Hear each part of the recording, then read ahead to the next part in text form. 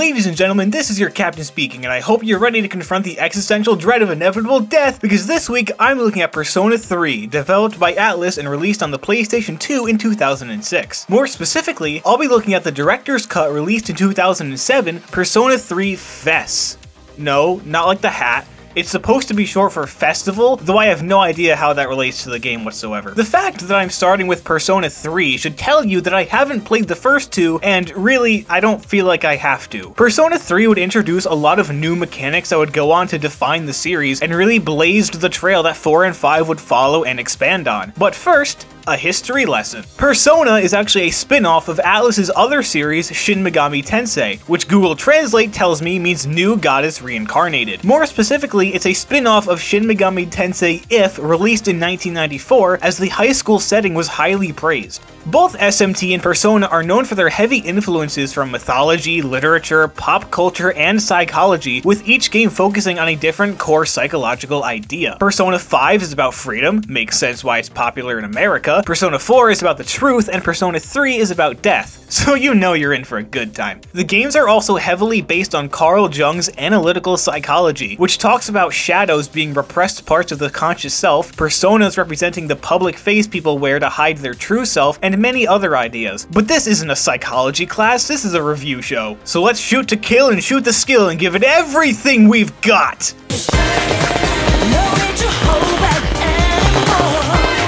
The game opens with one of the most strangely edited cutscenes I have ever seen, as the camera refuses to focus on anything for more than a few seconds, switching between shots of our nameless and mostly voiceless protagonist and some random girl about to shoot herself. There's also some symbolic butterfly that's constantly blasting its music like that annoying hipster on the subway that listens to music through their headphones that are down around their neck like a jerk. The next stop is You got to let it move first, let it out.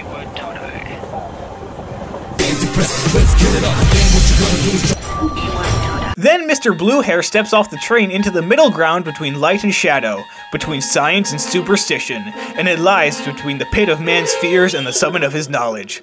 This is the dimension of the imagination. It is an area which we call the Green Zone. Blueberry doesn't seem too fazed by this, and enters the dorm room he will be staying at while he attends Goku, whatever, his new high school. While there, he is forced to sign a contract by some strange boy who gives him an even stranger message afterwards. No one can escape time. It delivers us all to the same end. You can't plug your ears and cover your eyes. And so it begins. Is it too late to void that contract? Who's there? Hey look, it's that girl who didn't kill herself earlier. I wouldn't get on her bad side, Blue Chip, she's fucking strapped. But her emotions are quickly quelled with the arrival of some mysterious redhead. You know she's mysterious because her hair covers one of her eyes. Wait a minute, are they characters to introduce? Oh yeah, it's time. Once again, hit it! The father-loving, mother-hating representative of the Lover's Arcana, whose love of all things cute and pink shouldn't distract from her brave badassery that not even her phasmophobia can get in the way of, and the best girl in this game, fight me, Yukari Takaba! And the calm, confident, and mature Ice Queen representing the Empress Arcana, destined to become the CEO of Kirijo Group, the globally operating multinational trading company that built Iwatodai, the city in which this game takes place, so you can say she's kind of a big deal. Mitsuru Kirijo! For those of you who have no idea what I'm talking about with the whole Lover's Arcana and Empress Arcana thing, this is where the tarot card influence comes in. Every important character in a Persona game represents one of the major arcana in a tarot deck, all of which I will now list in rapid succession because I like details. Fool, Magician, Priestess, Empress, Emperor, Hierophant, Lovers, Chariot, Justice, Hermit, Wheel of Fortune, Strength, Hanged Man, Death, Temperance, Devil, Tower, Star, Moon, Sun, Judgment, World.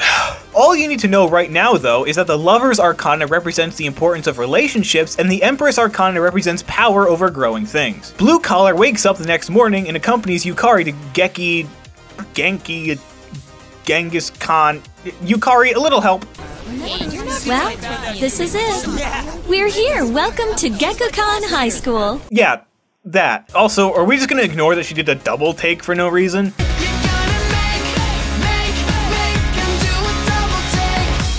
Disney's gonna end me. While we're here, I would like to mention that these animated cutscenes were made by Point Pictures, a Japanese animation studio who I've made nothing I'm familiar with. The characters themselves were designed by Shin Sojima, his first time as the main character designer. This would end up being a big moment in the series going forward, as he is still the lead character designer to this day. Speaking of characters, Yukari tells Big Blue Sky to visit the faculty office, and before he does that, there's another aspect of this game to mention, the user interface, or UI for short. See that in the top corner there? It tells you the date, the time of day, and how many days until the next full moon.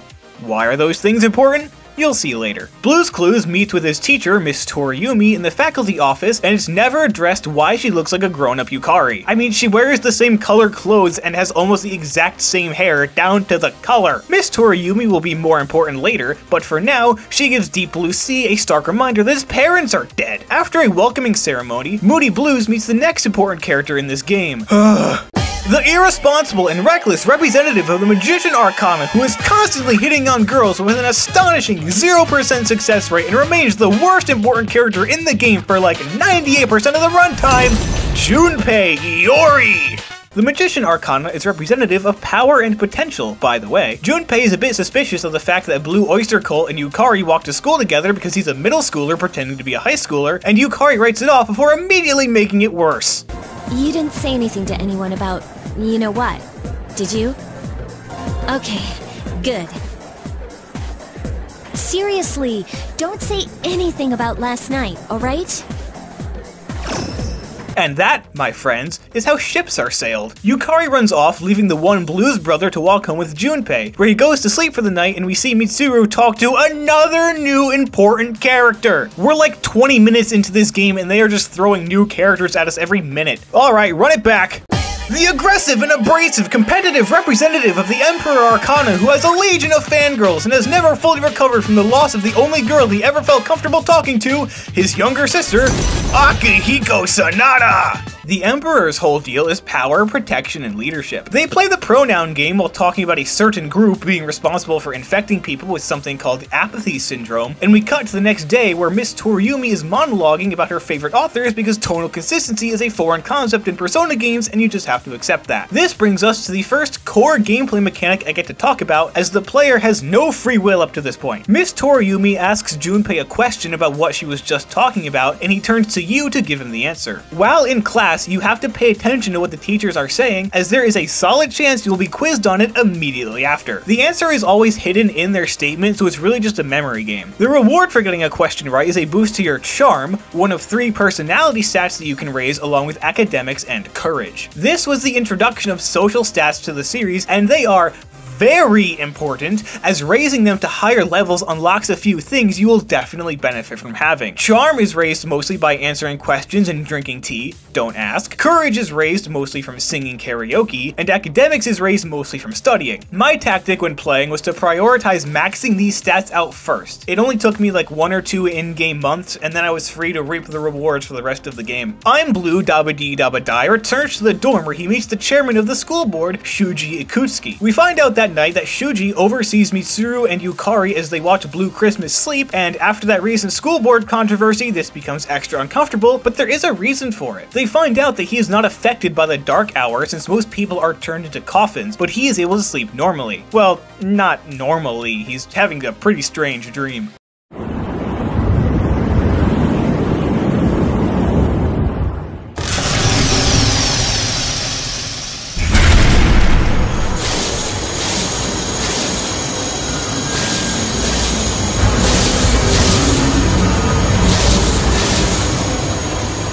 Welcome to the Velvet Room, my dear young man.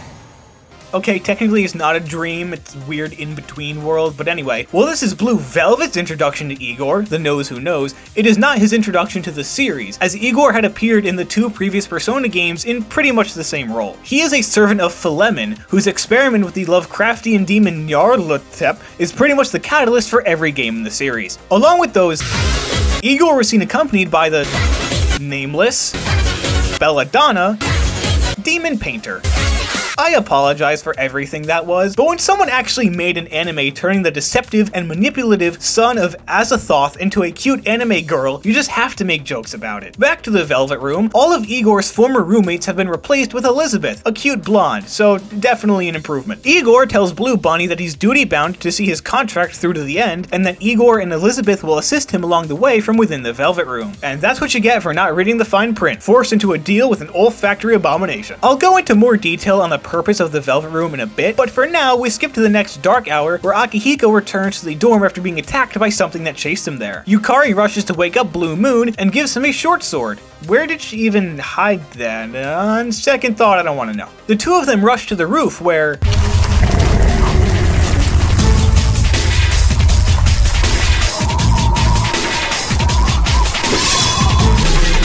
Oh, great heavens!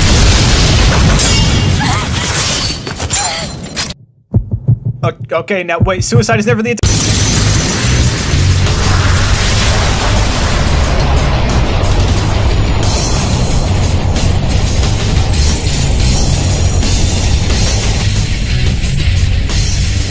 Thou art I, and I am thou. From the sea of thy soul I come. I am Orpheus, master of strings. See that, kids? If you point a gun at your head and pull the trigger, you'll unlock a special superpowered being that was trapped inside of you. Really, nobody cares about the things that I say. This is Blue Steel's persona, a physical representation of his personality that comes out through the use of an evoker, the official name given to those guns. His persona is Orpheus, a Greek musician who traveled down to Tartarus to rescue his wife, or seduce Hecate, depends on which story you believe. Personas are integral to this game's combat, which I'll go over in more detail when we're at a point where a battle goes more than 5 seconds. Blue Balls passes out from exhaustion, summoning a persona for the first time takes a lot of energy, and he emerges in the Velvet Room once again, where Igor tells him that he has to strengthen his persona through social links, aka the bonds with his friends. Again, another thing I'll go over in more detail later, just trust me on this. We have more pressing matters to attend to, like the fact that he wakes up in the hospital 1 full week later. He awakens thanks to the power of lovers, as Yukari tells him how worried she was and fills him in on her tragic backstory because every character in these games has one. Her father died in an explosion at his work back in 1999. This game takes place in 2009, by the way, and she's barely spoken to her mother in years. She's dedicated her life to finding out what happened to her dad, so she's kind of got a whole Barry Allen thing going on. The next night, he meets with Akutsuki, Mitsuru, Akihiko, and Yukari, and learns that they are members of a group called the Special Extracurricular Execution Squad, or SEAS for short, but I just call them the Suicide Squad. They are all, aside from Akutsuki, persona users as well, and have been using their powers to fight the shadows that appear in the Dark Hour, as they are responsible for the apathy syndrome infections. Yukari's persona is Io, a woman in Greek mythology who was turned into a cow by Zeus because he wanted to sleep with her without his wife finding out, because Zeus was just a terrible person all of the time. Io didn't even accept Zeus's advances and he turned her anyway. She then had an awful life until she finally accepted Zeus's lust after being told by Prometheus that her descendants would include Hercules, the greatest of all heroes. So, is the message of that story that women should sleep with any guy that wants them because their descendants might include a good person? Man, the Greeks had issues. Mitsuru's persona is Penthesilea, and I am 99% certain I didn't say that right, but she is the Amazonian daughter of Ares that fought in the Trojan War and was killed by Achilles. And Akihiko's persona is Polydeuces, the immortal brother of the immortal Castor. When Castor died, Polydeuces made the choice to give half of his immortality to him, so that one brother would live on Mount Olympus while the other lived in the underworld, and they would occasionally switch places. All of their personas reflect the characters in some way. The immortal brother to immortal reflects Akihiko surviving after his sister died, and another thing later on. Penthesilea represents Mitsuru in a way that spoils a big moment later, so we'll get there when we get there. And Io represents Yukari because Io was kicked out of the house by her parents because oracles told them to, and Yukari doesn't see either of her parents? That's really the only connection I can find. Feeling the need to sleep after that tangent? Well, Blue Cheese is too, but he isn't granted that luxury yet, as he is awoken by that weird boy that made him sign the contract, who tells him the end is nigh. What a soothing message to hear while trying to sleep. The next day is moving day, but not for Blue Wave, it's for everyone's favorite afterthought, Junpei. He recently awakened to his persona and he will be joining SEAS. Junpei's persona is Hermes, who is regarded as the divine trickster, which suits Junpei's personality pretty well. This isn't Hermes' first appearance as a persona either, as he was the persona of Jun Kurosu from Persona 2. Soon after, we are introduced to a big player in this game, but it's not another character, no. it's a location. When the dark hour hits, Kangaskhan High School transforms into the impossibly large Tartarus, the nest of the shadows. Now do you see why Orpheus is fitting for Bluegrass? Tartarus is pretty much the only combat location in the game save for the boss fights, and oh boy does it get boring. Tartarus is composed of 263 floors and is separated into 6 different blocks, and every floor in the block looks the exact same. Yes, they have different and randomized layouts, but all of the floors, walls, and ceilings look exactly alike. But how's the combat within these if everybody is special and nobody is walls? Oh, well, it sucks even more. For now, the team consists of Blue Flame, Yukari, and Junpei, with Mitsuru providing navigation assistance. Akihiko has to sit out thanks to the injury he sustained the night we discovered the Dark Hour. When in combat, you have a few different approaches you can take. You can attack with your equipped weapon, the short sword from earlier, use one of your persona skills, use an item, do nothing, or access the tactics menu. What's the tactics menu? It's your best friend and mortal enemy. See, you can't control your teammates. Did you hear that? Let me say it again just in case. You cannot control your party in this JRPG that heavily relies on combat strategy. This design choice was made by the developers to reflect how each character was their own person with their own personality that couldn't be controlled, just influenced. But surprise, players don't like it when your symbolism interferes with their ability to play the game. The most control you have is in the tactics menu, where you can choose from a few different options, though most are unlocked through story progression. Even then, all the tactics might as well be named fuck you, since they're only about a 50% chance they'll actually fucking listen to the tactic, and even lower of a chance that they'll actually do what you want them to do.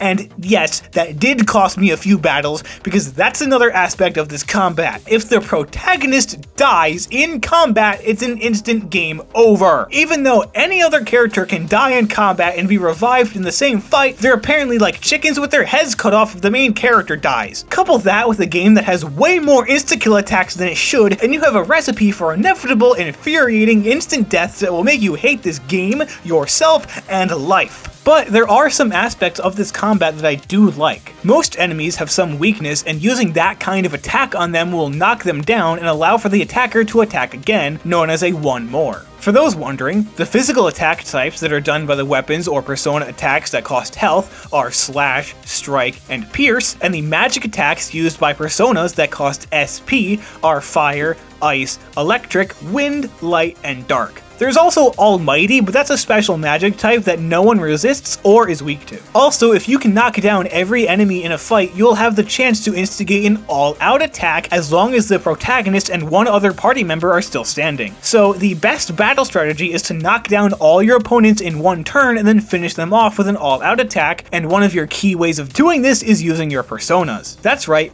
plural.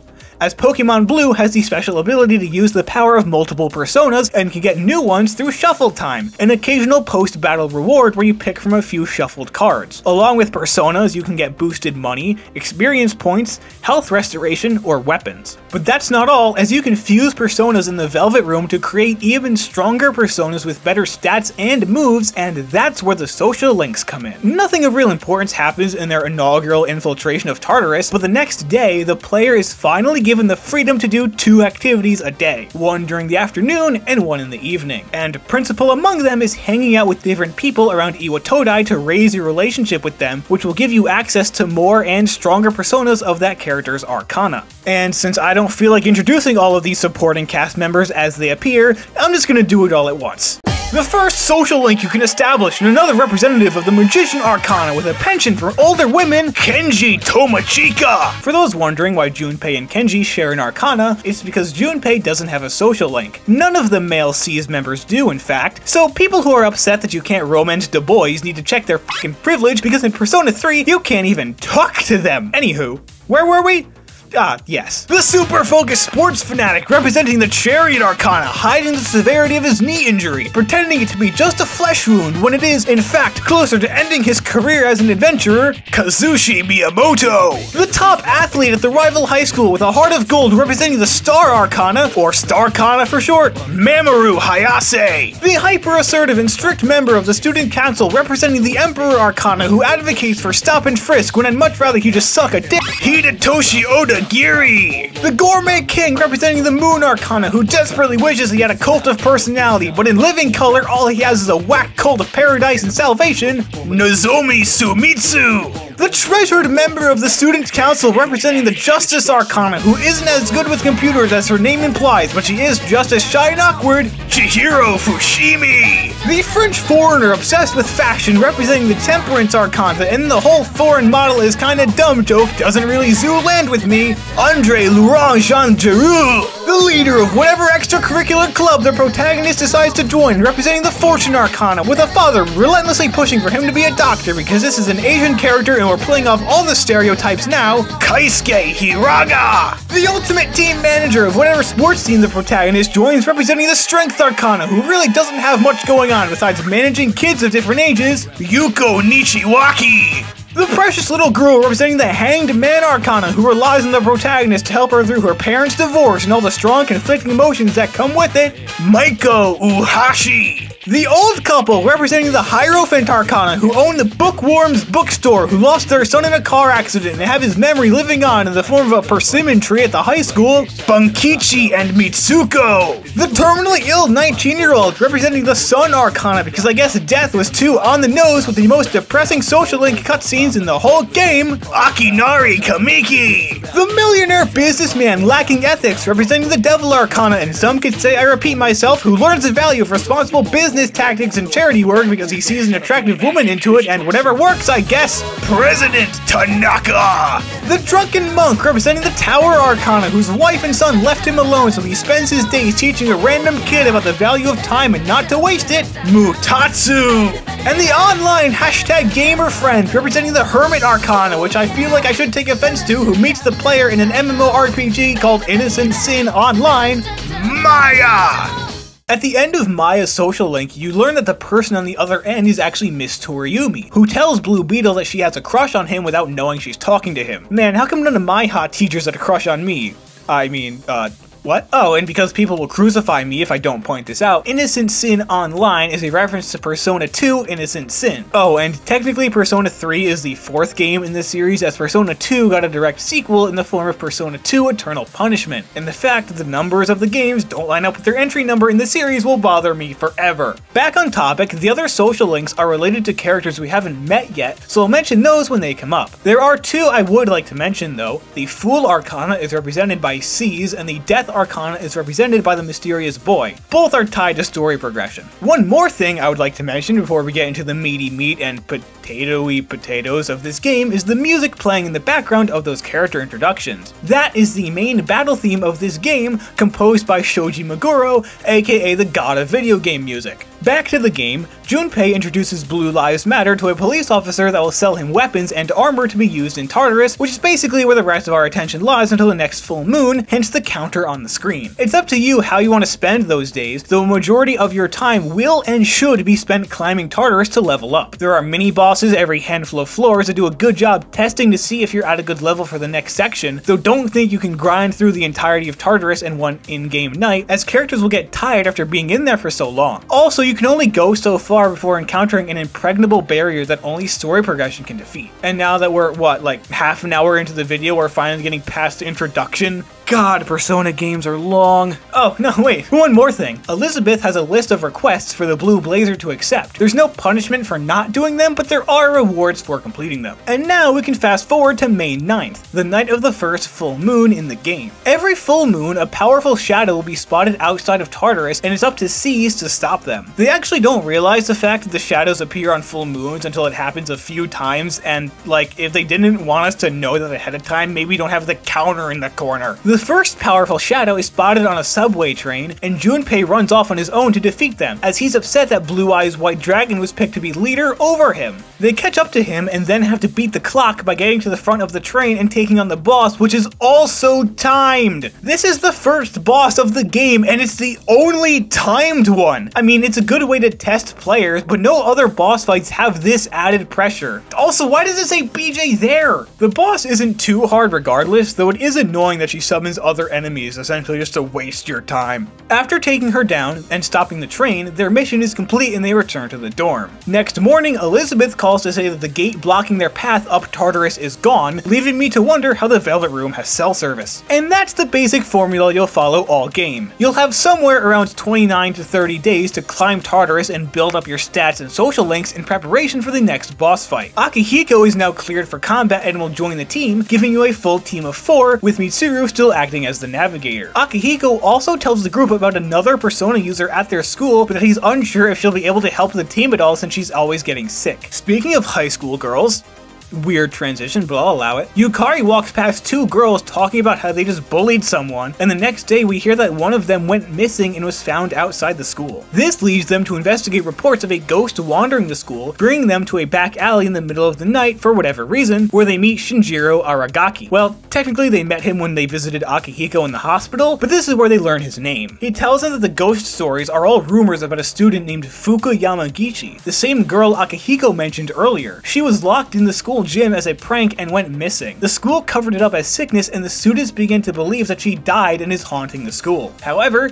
Seize knows better and believes her to be stuck inside Tartarus, and since Tartarus only exists 1 hour a day, she's technically only been in there for 10 hours and not 10 days. Their brilliant plan to find her is to wait inside the school for the dark hour to hit, which actually works better than you'd expect. In the massive 260 plus story Tower of Tartarus, the only problem they encounter is being split up on the same exact floor, and it happens to be the floor Fuka is on too. But the best laid plans of mice and men often go awry, but in this instance Fuka is both Lenny and George and uses the evoker on herself to save one of the bullies who happened to wander into Tartarus while Mitsuru and Yukari were getting tossed around by some strong shadows. Fuka represents the Priestess Arcana and her persona is Lucia, said to be the patron saint of the blind, as she was brutally attacked for not wanting to marry someone, capping off with said fiance demanding that her eyes be ripped out. It's said that she was still able to see and that God gave her eyes of pure light. And all that talk about sight is important, as Fuka is able to detect both enemy locations and enemy weaknesses, effectively taking over the role of navigator from Mitsuru. She can scan enemies and tell you what they're strong and weak against, taking away the previous trial and error method that you had to use. This boss fight is very easy, as it's essentially a tutorial on how to use Fuka. It gets a bit more challenging when one of the shadows falls, as the other will paradigm shift their weaknesses around, but that requires like one more extra turn to have Fuka scan it again. Afterwards, she'll pass out from exhaustion as her bully apologizes profusely for what she did. All's well that ends well, and there's still like 100 hours left. When Fuka wakes up, she agrees to join Seize, and the weird boy visits again, finally revealing that his name is Pharos. Also, with Fuka taking the role of navigator, Mitsuru is free to join the front line. However, if you want her to do that, you're going to have to bench Yukari, Junpei, or Akihiko. I promptly got Junpei the fuck off my team because I didn't want to be around him any longer than I had to. Also, both Junpei and Akihiko specialize in physical attacks, and Yukari is mostly for healing, so the team was missing a magic attacker, but you aren't here for battle strategy. Later in June, Carrie Blue Terrier is introduced to Koromaru, a dog, a Shiba Inu to be exact. Do you like your new toy? Alright.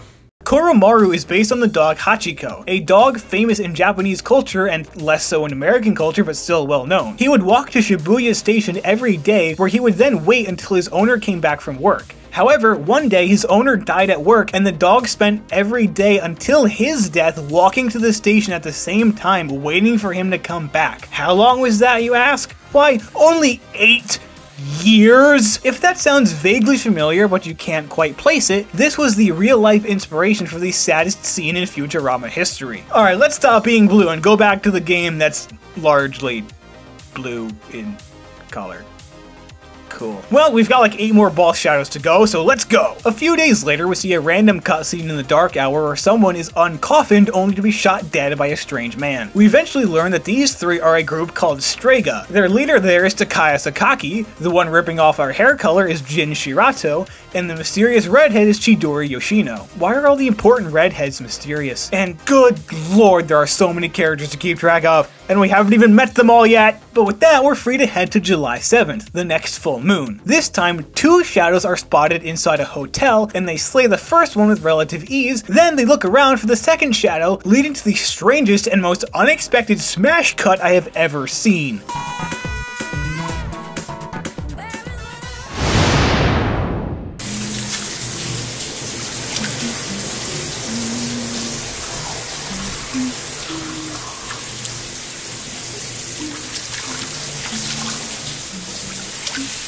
This is the result of the shadow manipulating their thoughts. How did it insta-teleport them like that? I mean, I'm not complaining, but it just came out of nowhere.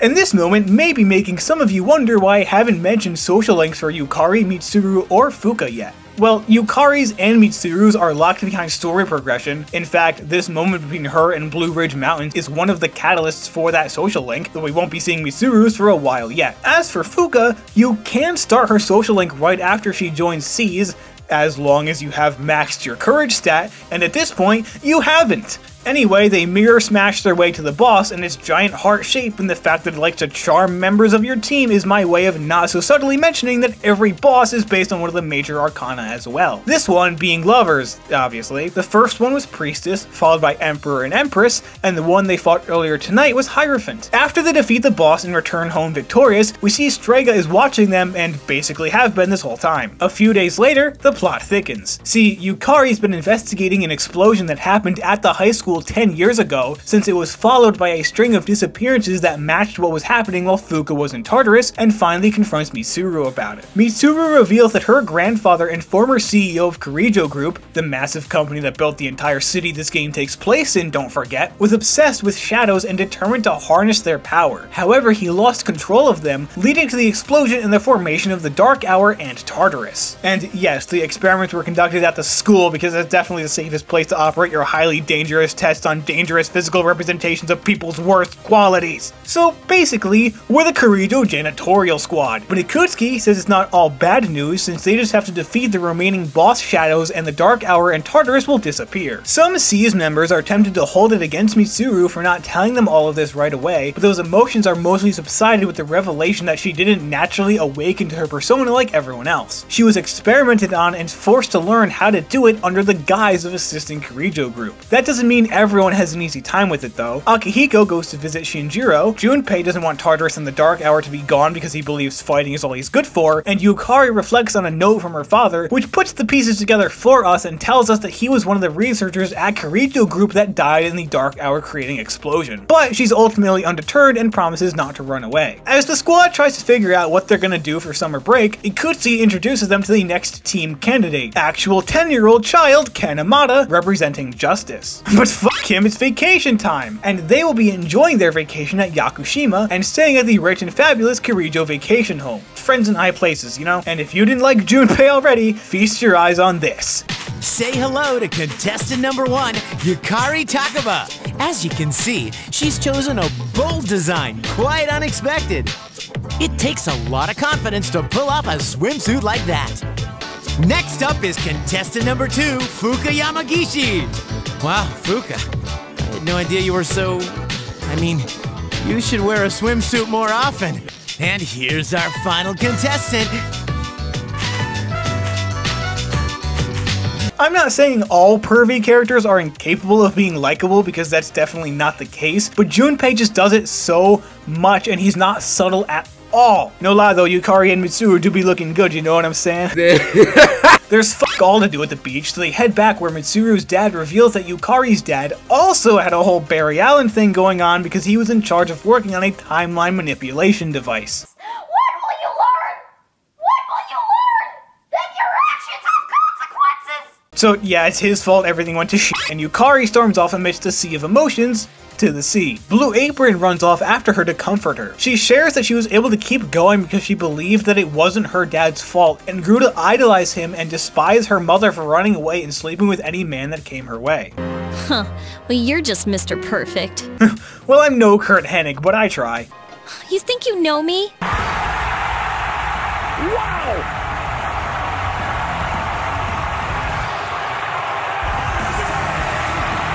He eventually gets through to her by saying it's okay to not always know what to do next, and they have a moment.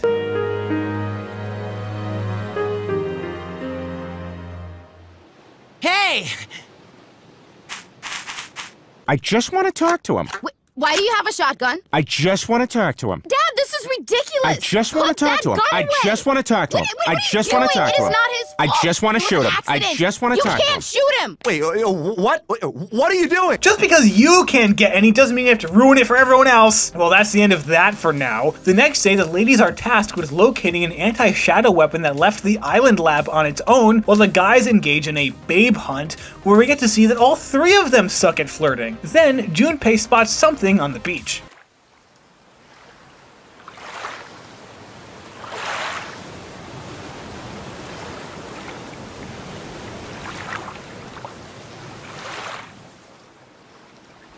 Well, I'm sure the fact that she's the only character in this game to get a solo animated introduction doesn't mean anything. But regardless, it's fun seeing Junpei fail at stuff.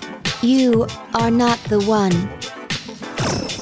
Akihiko doesn't fare much better, though she reacts a lot differently when Blue Shield shows up. She runs off when the other two approach and he runs after her. I have found you. I have been searching for you. My highest priority is to be with you.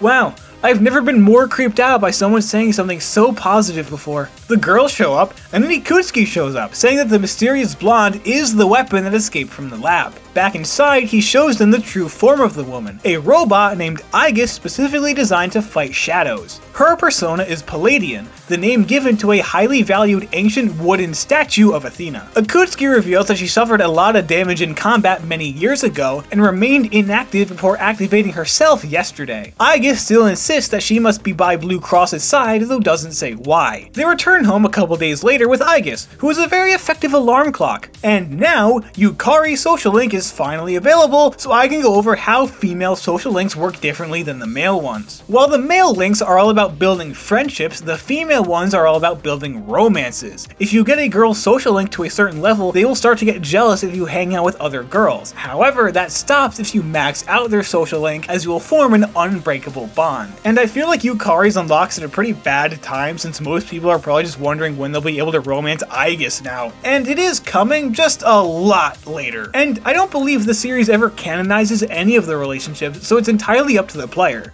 Also, Aegis can now be added to your party, and has great physical attacks and stat buffs to use, along with a special tactic known as Orgia mode. She will get really powerful for a few turns, then really weak for the next few turns as she recovers. Also, she's the only one who can use this tactic, so you could say it's a fucking celebration, it's an orgia for one. About a week before the next full moon, a shadow will be spotted near Naganaki Shrine, where they will find an injured Koromaru having just defeated the shadow by himself, which, yes, means Koromaru is a persona user, and Aegis can communicate with him, because why not, I guess? Or should I say, why not? I guess. Anyway, the next full moon shadow is at an abandoned underground military facility where they have their first in-person encounter with Strega. Well, 2/3 of them anyway. They say they're going to stop them from destroying the Dark Hour and the power it gives them, and then lock them inside the facility. This battle is another 2-for-1 special against the Justice and Chariot Arcanas, and isn't really too much of a challenge. Oh, and Pharaoh still won't shut up about the end, now saying it's coming because a lot of people want it to, sure. Also, Koromaru's been healed and is living at the dorm, and can be brought into combat also, along with Ken, so in the span of like a month, our world-saving squad has grown from 6 high schoolers to 6 high schoolers, a robot, a dog, and a child. Okay. Koromaru's persona is Cerberus, the triple-headed guard dog of the underworld, and Ken's is Nemesis, the Greek goddess of divine retribution. One day, Junpei's just minding his own business when he stumbles across Chidori drawing something. Now, he doesn't know she's a member of Strega because she conveniently just wasn't there before. Hello, worst side plot in the game. Junpei visits Chidori a few more times before spilling all of the beans about C's and lying about his status as the team's leader. So it's no surprise when he doesn't show up to the next full moon operation because Chidori captured him on behalf of Strega. Hey, Atlus? Maybe this would have been a good moment if we didn't know Chidori was a member of Strega already! But it's not like his presence is missed. Plus, Shinjiro finally joins the team with his persona Castor, the aforementioned mortal brother of Polydeuces. The next boss represents the Hermit, and isn't too tough either, though it is a bit annoying if you go in with both Yukari and Aegis, as they're both weak to electric attacks. They return to the dorm where Chidori goes down like a punk bitch and gets taken to a hospital and choked the fuck out by her persona, though Shinjiro is able to stop it by giving her her a Persona suppressant. We now fast forward to October 4th and the next full moon operation, and this time Shinjiro and Ken aren't there. Oh my god, what a mess. And I really wish they were, because the boss fight against Fortune and Strength sucks. The main gimmick is that Fortune will spin a wheel every turn that you have to stop. It can raise stats, do damage, restore health, and inflict statuses to either the party or the enemies depending on where you land, so luck is required. And luck-based boss fights always suck. Anyway, after that's over, the team returns to the dorm, where Mitsuru realizes the importance of today's date. It's the day that Ken's mother was killed 2 years ago. She also reveals that Shinjiro is the one that killed her, as Seize was out on a mission in a residential area and he temporarily lost control of his persona. That's why he left the group and started taking the suppressants. And now Ken is seconds away from killing Shinjiro with his massive spear. Shinjiro doesn't try to stop Ken, though tells him that it won't give him the satisfaction he thinks it will. Takaya shows up to say "you right" and then plans to kill both of them since they're both fated to die eventually anyway. So let's see how this plays out.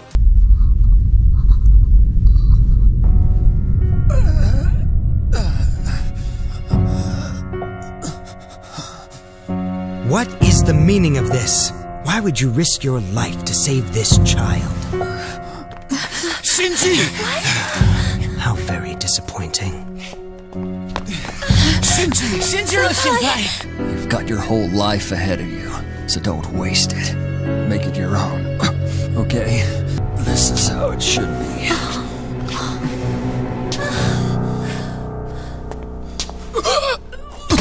Ooh, you know you did. Rest in peace, Shinjiro. You will be missed. I mean, not by me. You were barely around long enough for me to remember your name, but the other Seize members will miss you, especially Akihiko. I was too obsessed with power. Ever since I lost Miki, that's all I've cared about. I thought that if I was strong enough, I could protect anyone. But I was wrong. And now you're gone too. I'm such an idiot. It didn't matter how tough I was. Look what happened! Crying won't change anything, will it? Alright, Shinji. You watch from there with Miki. I still have things to do, right?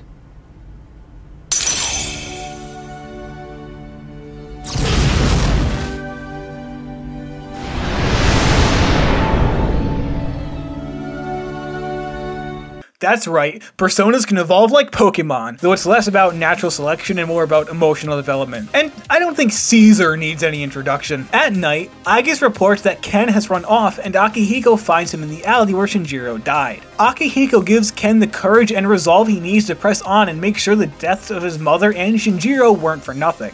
Shinjiro-san, I'll see it through to the end.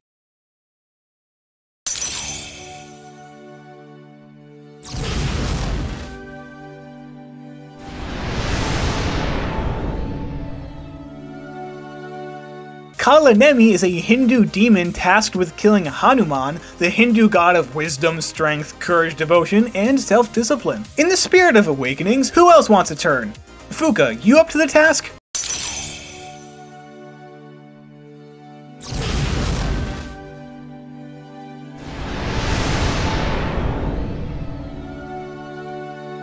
Fuka learns that what makes her happy is making other people happy, and awakens Juno, the patron goddess of Rome and the Roman Empire. But enough with all this emotion crap, it's time for the final full moon operation. But this time, Takaya and Jin get physically involved to prevent their victory, and we get to see Jin's way too funny default animation for the severity of what's going on. This fight isn't that hard, you just have to give them everything you've got. Afterwards, they f right over the side of the bridge, but you know the rule, they aren't dead unless you see the body. But now, Seize is freeze to head into the boss fight against the Hanged Man, and in order to be able to attack the Hanged Man, you have to knock down all of the enemies under it, though he'll only stay down for a couple turns, and it's in your best interest to take down all the enemies in one turn, as there's every chance he'll just spawn a new batch. With the Hanged Man hung out to dry, all the shadows are defeated, and as they were told, that means the Dark Hour should disappear. A celebration is planned, and they should also celebrate the fact that Pharaoh says goodbye to Blue Origin for real and dips, saying all his memories have come back to him. Whatever that means, I'm sure it's not important. Aigis is notably absent from the party as Ikutsuki took her back to the lab for a tune-up. I don't know why he'd do that after all the shadows are gone, but who knows why madmen do what they do. Speaking of questions without answers, midnight hits and the dark hour returns. In the hopes of finding some answers, they head to the source of a disturbance at the entrance to Tartarus, where they find Ikutsuki and Aigis.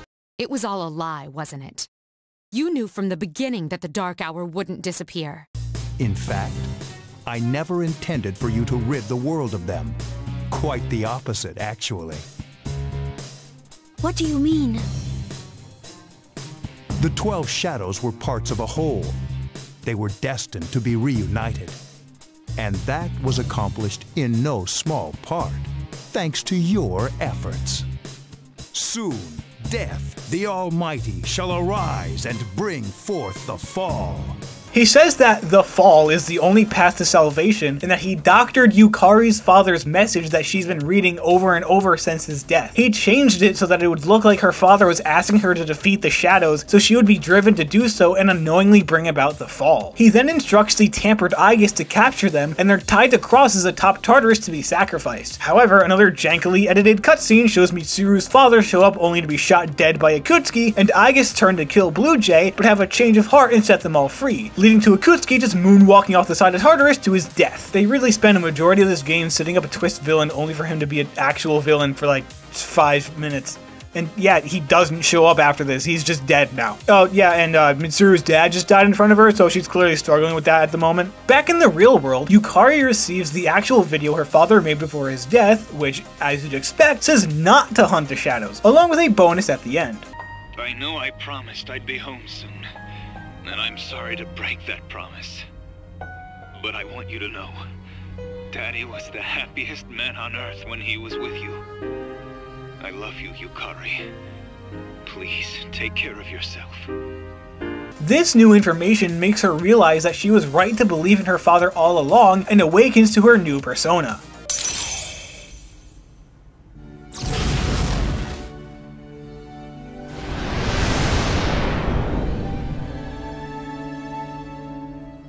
Oh, well, that aged poorly. Well, this Isis is the Egyptian mother goddess. I know it may seem like we're in the endgame, but boy is that wrong! There's still a new character to introduce. There's a new student in town and his name is Ryoji Mochizuki. He sucks, but he's not around very long and really has no reason to be here. All I know is that Aigis says he's dangerous and Aigis always says it like it is. Back to characters I actually care about, Mitsuru and Yukari have a nice moment as Yukari reaches out to Mitsuru since she knows what it's like to lose a father.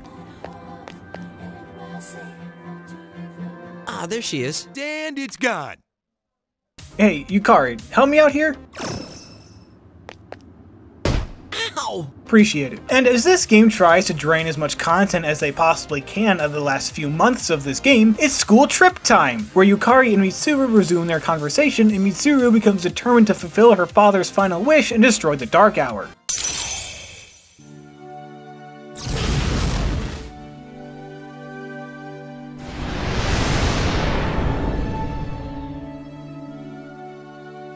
Artemisia is actually completely different from the Artemis that most of you probably immediately thought of. Artemisia was actually an ancient ruler that carried on the legacy of her husband after his death and allied with Xerxes in his war against the Greeks. You know, that 300 guy. In fact, Artemisia is in that movie too. Oh yeah, this school trip organized for the students to stay at a luxurious bathhouse, and like my high school never got that shit. We got crappy hotels arranged like horror movie mazes. And when there's a bathhouse in a Japanese animated property, you know you're in for some fan service, though all you get in this game is some portraits of the girls in towels, if that floats your boat. Hey, we don't kink shame on the HandsomeSassage channel, unless you're in defeat, then I may judge you a little bit. Upon their return, Strega finally decides to get Chidori out of the hospital after like 3 months. As she leaves, she says to herself that Junpei has made her afraid to die. See, Junpei cares about her a lot for some reason, and she's starting to care for him too, for reasons I will never be able to figure out. I just haven't mentioned it because I couldn't give less of a shit. Like, she could drop dead and I would feel nothing. I wish she would too, and their side plot faster.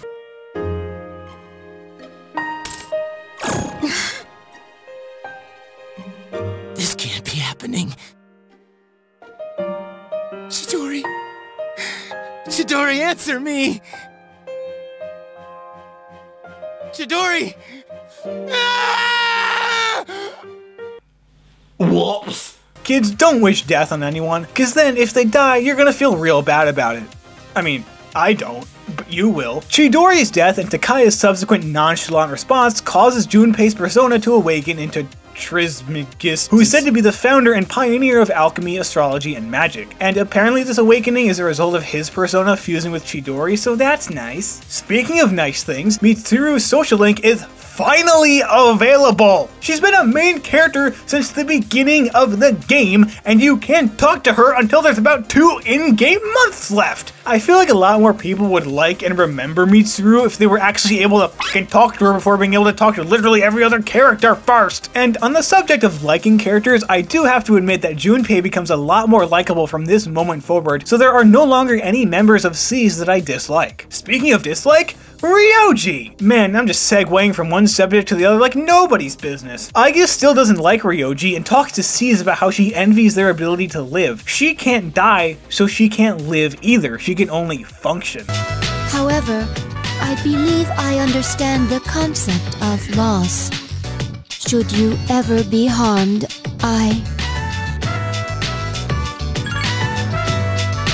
I'll try not to.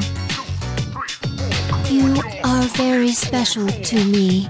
Ladies and gentlemen, the cinnamon roll has returned. You love to see it. Aigis believes that the others will not mourn her as she is a machine, so she confronts Ryoji on a bridge during the dark hour, revealing to him that he is death, a shadow that she sealed away 10 years ago. Both of their memories have been fully restored, and a major piece of the puzzle falls into place. The only possible alternative was to seal you away, and as circumstance would have it, a suitable vessel was available. A human child standing nearby. So I did what was necessary. I see. So I was confined within him. And I led him to my 12 missing pieces without realizing it. The fight between Aigis and Death, who had escaped from Kirijo Group, is what killed Blue Raspberry's parents, and the reason he kept seeing Pharaohs was because it was the part of Death that was sealed inside of him, and all the full moon shadows were drawn to him to become whole. When the rest of the squad shows up to save Aigis, he reveals to them that he is the Appriser, and that the maternal being is being drawn to him. They take him to the dorm where he continues his exposition dump. The maternal being is Nyx, the Greek goddess of the night, and the one who brought death to the world. In mythology, she created Thanatos, the god of death, so that tracks. Nyx is currently making her way toward the Appriser, and when she does, darkness will consume the world and mankind will go extinct. Ryoji says that, thanks to being trapped inside Baby Blues, a part of him is human and thus can be killed. So if they kill him, all memories of the Dark Hour and the impending end of mankind will be erased, so they'll live the last few months of their lives in blissful ignorance. Or they can let him live and face their inevitable loss at Nyx's hands. And what's their deadline to decide? You have until December 31st, New Year's Eve, to think about it. Oh yeah, it's all coming together. What follows is one of the heaviest sections of any game I have ever played, as it does a great job conveying how every character has the weight of the world on their shoulders. As far as they know, they're going to die in a few months, and either they continue to know about it or not. And we get to see how they each individually come to the decision that they didn't get this far just to get this far, and that it's better to die trying than live doing nothing. Or as the Starlight Brigade put it,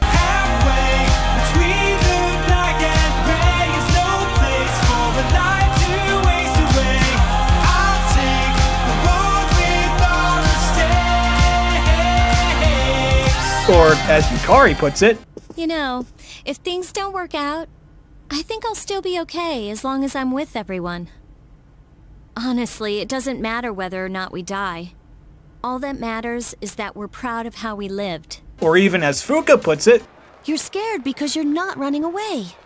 That's nothing to be ashamed of. Those two lines right there are my favorite quotes in the whole game. Aigis returns and asks why they're all so eager to run into a fight they can't win, and all of them take turns sharing with her the lessons they learned throughout the game, leading to her deciding that her purpose is to learn how to live and to control her own life.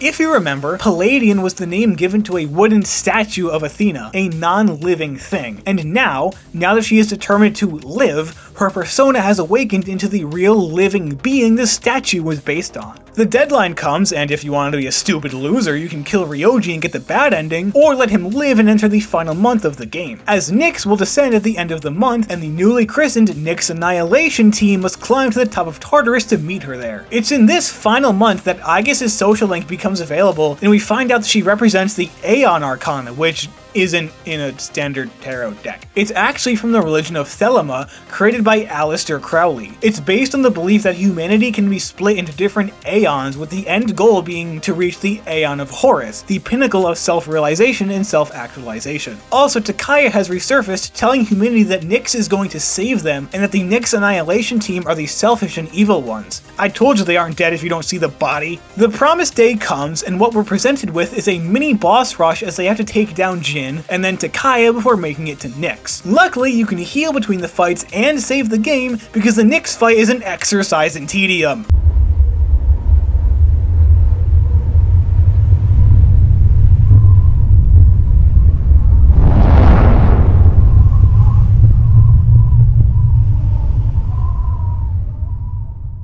God, that's creepy. In order to take down Nyx, you have to deplete its health bar 14 times as it goes through every arcana in the deck, starting with Fool and ending with Death. It's not a stretch to say this fight can take easily over an hour, as every form has different strengths, weaknesses, and moves, and in its final form, it gets access to two of the most bullshit moves in the game called Moonless Gown and Night Queen. Moonless Gown reflects every attack for 3 turns, and Night Queen does massive damage to everybody and gives them a random status condition. The fight doesn't even end with Nyx dying, she just stops wasting time and begins the fall. The Blue Man group wakes up in the Velvet Room, where he is given one final power thanks to his social links, and the elevator arrives at his destination. This new power is the Great Seal, and it takes his entire health bar to use, which he's able to get to with help from his teammates. Nyx is sealed away, Tartarus is destroyed, and the Nyx Annihilation team forgets anything associated with the Dark Hour, including the memories they forged as friends. However, they all remember on graduation day, just in time to see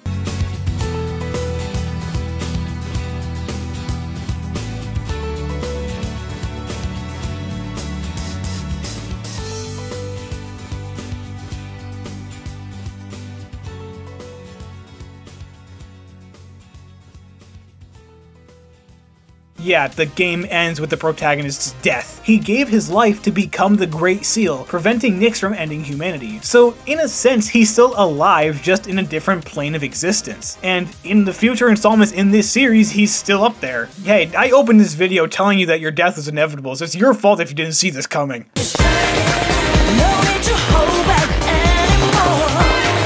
Of the 3 Persona games that I've played, this one is definitely the worst gameplay-wise. Not being able to control your teammates is a huge disadvantage that will definitely cost you a few battles, and exploring Tartarus gets boring fast. Character-wise and story-wise, this game is in the middle. Like I said earlier, I like all members of SEAS, especially Yukari and Aegis, and enjoyed watching all of them grow. However, a lot of the supporting characters didn't really stand out to me aside from Maiko and Akinari.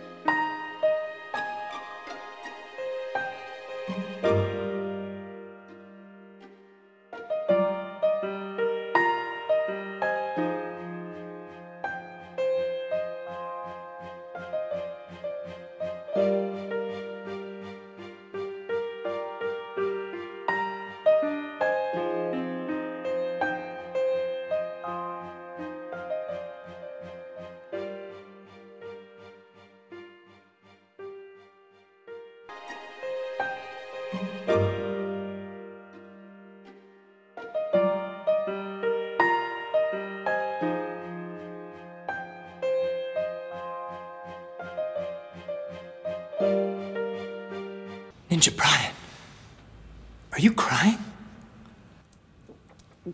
Good. Me neither. The story has incredible moments, and I tried to point them out when I could, but the pacing is really off and the game crawls by at times. A great example of this is how the main characters are introduced. We immediately start with Yukari, Junpei, Mitsuru, and Akihiko, then Fuka joins a bit later, then we're introduced to Shinjiro, Ken, Aigis, and Koromaru all in the span of a few weeks, and that's it. It makes characters like Ken, Koromaru, and Akihiko kind of sink into the background, since there were other characters being introduced at the same time that got more of the limelight. However, of the three that I have played, these characters feel the most real. Yeah, they all have archetypes that they're based on, but they're harder to define as every character is given a well-rounded personality and defining arcs that all feel different. And I know some people are going to ask why I didn't talk about the epilogue that was added to FES, and the answer is simple. Much like Persona 1 and 2, I'd feel no need to play it. It's just the characters coming to terms with Blue Checkmark's death, and I had that experience all on my own. I want to see him.